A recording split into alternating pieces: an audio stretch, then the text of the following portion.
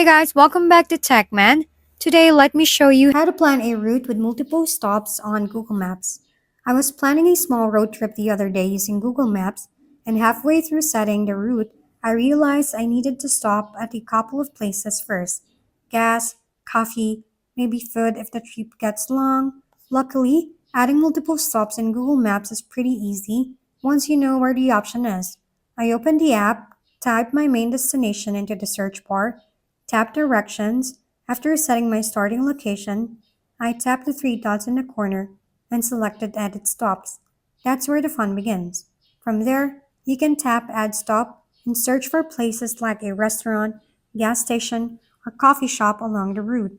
I added a couple of quick stops just to test it, and Google Maps instantly recognized the route to include everything.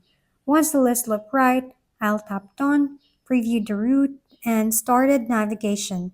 Honestly, it's perfect for road trips because let's face it, no one drives long distances without at least one coffee break.